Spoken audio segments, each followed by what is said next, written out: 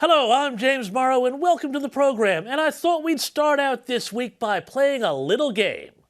I'll pick a number, and you choose what number of days it represents. Got it? Okay, here we go. 219. 219 days. All right, you ready to play? Here we go. Is 219 days A, the gestation period of the African white rhino? B, the ideal number of days between seeing the in-laws you don't like? Or C, the number of days Joe Biden managed to get away with not doing a one-on-one interview with a mainstream American journalist? Well, let's find out the answer as we play a very special game show edition of Busting the Narrative.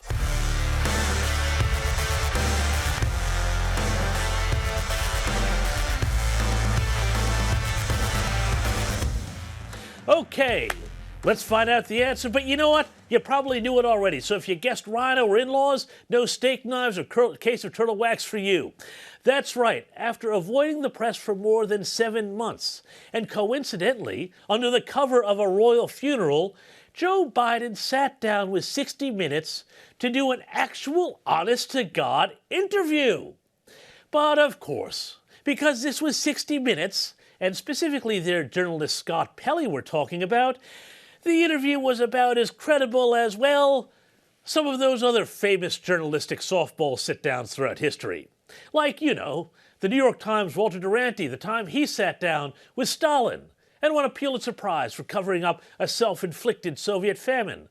Or that time U.S. journalist Edgar Snow hung out with Mao Zedong and turned the man who would eventually be responsible for tens of millions of deaths into a progressive folk hero. Good times, hey? Now, just for the record, I'm not comparing Biden to Stalin or Mao this week, but I am having a red-hot go at CBS and 60 Minutes' Scott Pelly, a man so unbiased that he once compared global warming skeptics to Holocaust deniers. Charming stuff, right? Anyway, this interview was not remarkable so much for what Pelly did ask, but for what he didn't.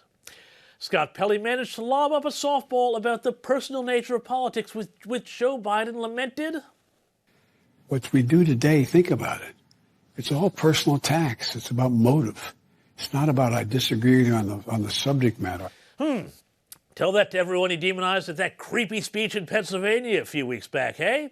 Pelley also asked about Taiwan, which prompted a pretty amazing answer, and a White House walk back so fast that it made the final cut of the interview. But would U.S. forces defend the island? Yes, if in fact there was an unprecedented attack. After our interview, a White House official told us U.S. policy has not changed. Officially, the U.S. will not say whether American forces would defend Taiwan. But the commander-in-chief had a view of his own. So unlike Ukraine, to be clear, sir, U.S. forces, U.S. men and women, would defend Taiwan in the event of a Chinese invasion.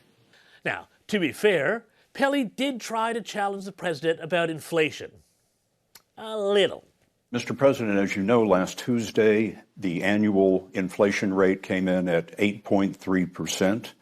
The stock market nosedived. People are shocked by their grocery bills. What can you do better and faster? Well, first of all, let's put this in perspective.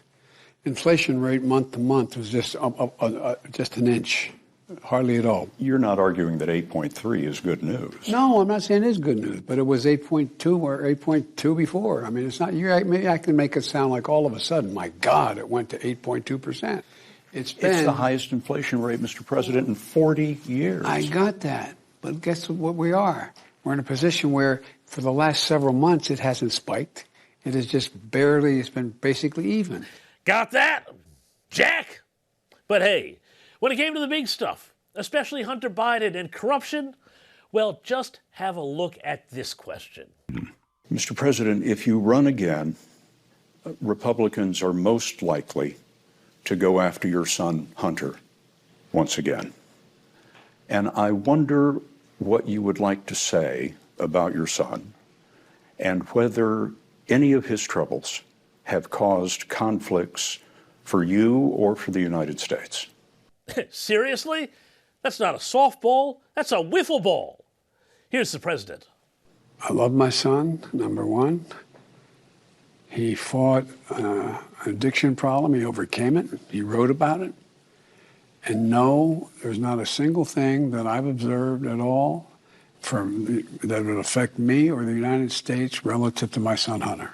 Sorry, mate, but that's just an out-and-out lie. Let's put aside Hunter Biden's struggles with addiction, his legal troubles with firearms and firearms forms, the cover-up by the Secret Service, his issues with the military, prostitutes, and an estranged girlfriend and child. The fact is, there are also plenty of times when the Biden family's willingness to keep Hunter close has, without a doubt, compromised Joe Biden and subsequently the United States of America. Look, it's a matter of record. We know that Joe Biden met with at least 14 of Hunter's business associates while he was vice president. This is concerning because we don't know what was promised or what was discussed or what was said. Only that the vice president and now president's highly compromised, drug-addicted son somehow managed to wangle the meetings. This is, Scott Pelley, I'm sorry, journalistic dereliction in the first degree not to ask the president true questions about this, and he should hang his head in shame for not pursuing this line of questioning and instead running Democrat talking points less than 50 days before the midterm elections. Anyway, you tell me, what questions do you think CBS should have asked? Let me know in the comments, and remember, thanks for watching. I'm James Morrow, and to support this channel, please like, share, and subscribe below, and I'll see you next week for more Busting the Narrative. Bye-bye.